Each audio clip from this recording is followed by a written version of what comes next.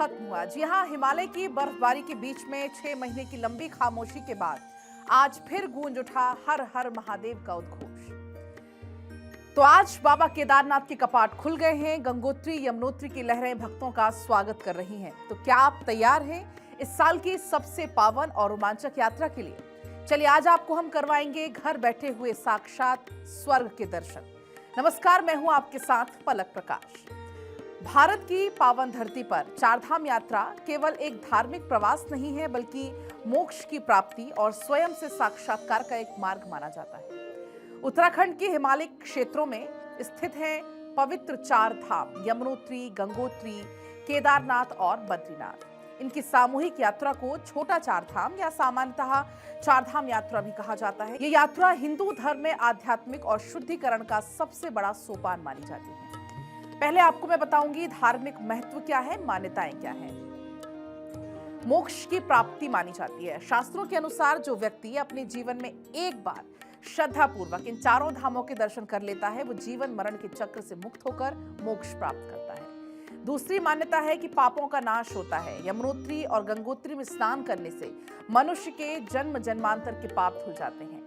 पंच तत्वों का संतुलन, जी हाँ, ये यात्रा प्रकृति के आपको करीब ले जाता है, जहां पर जल यानी कि नदियां, अग्नि मतलब तप्त कुंड, वायु मतलब हिमालयी हवा, पृथ्वी मतलब पर्वत, इनसे आकाश का मिलन आध्यात्मिक ऊर्जा का संचार करता है। अब आपको मैं जल्दी से चारों धामों का संक्षिप्त तौर पर विवरण दूंगी। जैसे कि यमुनोत्री है, जो कि यात्रा का पहला पड़ाव कहलाता है। यहाँ पर सूर्य कुंड में प्रसाद पकाया जाता है। जो गंगोत्री है, यहाँ पर गंगा माता होती हैं।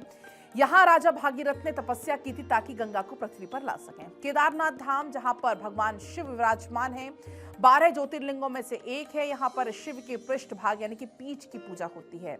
और चौथा है बद्रीनाथ, यहाँ पर भगवान विष्णु के तौर पर पूजा की जाती है। यात्रा का अंतिम पड़ाव इसको कहा जाता है धरती का बैकुंठ कहा जाता है। क्या आप जानते हैं कि भारत के ऊंचे हिमालयी शिखरों के बीच एक ऐसा रास्ता जाता है जिसको स्वर्ग का द्वार कहा जाता है? तो एक ऐसी ही यात्रा पर आपको हम लेकर आए हुए हैं। यहाँ पर कदम थकते जरूर हैं, लेकिन आत्मा तृप्त हो जाती है। आज हम बात कर रहे हैं चारधाम यात्रा के महत्व की, मान्यताओं की। अगर आप जा रहे हैं तो आप इस वीडियो को जरूर देखें। यात्रा की शुरुआत होती है पश्चिम से पूर्व की ओर। शास्त्रों के अनुसार इसका एक खास क्रम है, यानी कि पहले यमुनोत्री, सबसे पहले यमुना मां की पूजा की जाती है। यमुना मैया की पूजा करने के बाद तप्त कुंड किसी चमत्कार से कम नहीं, जहां पर खौलते हुए पानी में चावल का प्रसाद पकाकर बनाया जाता है। गंगोत्री, यहाँ पर ये जो अगला पड़ाव कहलाता है, गंगा मां की पूजा की जाती है और माना जाता है यहीं से गंगा की धारा धरा पर उतरी थी। यहाँ पर आपको शांति का अनुभव होगा। अगला पड़ाव आता है बाबा केदार का। तीसरा और सबसे कठिन पड़ाव यह होता है।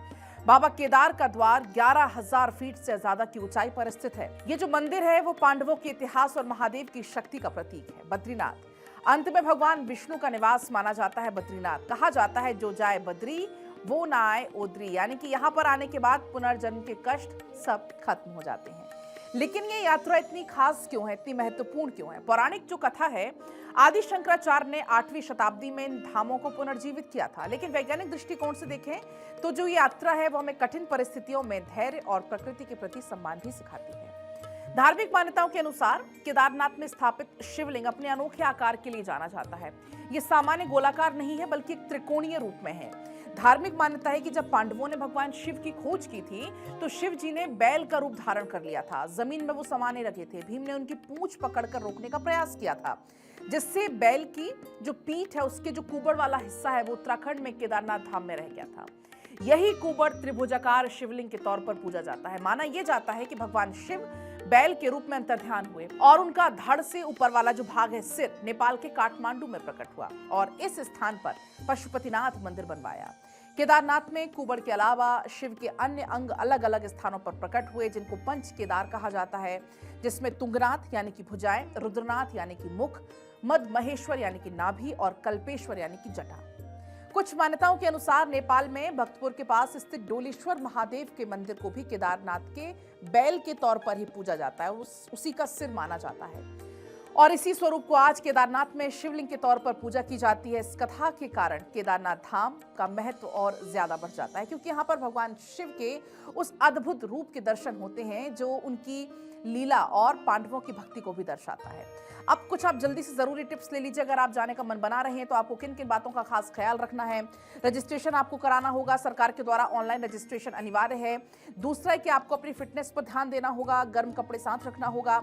यात्रा आमतौर पर अक्षय तृतीया के आसपास खुल जाती है। द्वार खुल चुके हैं अक्टूबर नवंबर में, लेकिन ये द्वार बंद हो जाते हैं। चारधाम यात्रा को देखते हुए उत्तराखंड में सुरक्षा व्यवस्थाओं को मजबूत किया गया है। प्रशासन इस बात पर फोकस कर रहा है कि लाखों श्रद्धालु जो पहुंचेंगे वो बिना किसी बाधा के सुरक्षित तरीके से अपनी यात्रा को पूरा कर सकें। बद्रीनाथ में एटीएस की तैनाती की गई है। केदारनाथ में तैयारियां, यमुनोत्तरी मार्ग की घटनाएं, इन सभी यात्रा प्रबंधन को और ज्यादा संवेदनशील बना दिया है। चारधाम क्योंकि सिर्फ एक पर्यटन नहीं, एक तपस्या है। यह हमें याद दिलाता है कि अंततः हम सब प्रकृति और ईश्वर का हिस्सा है। चारधाम की ये यात्रा सिर्फ पहाड़ों की चढ़ाई नहीं है, बल्कि अपने भीतर के शोर को शांत करने का एक जरिया है।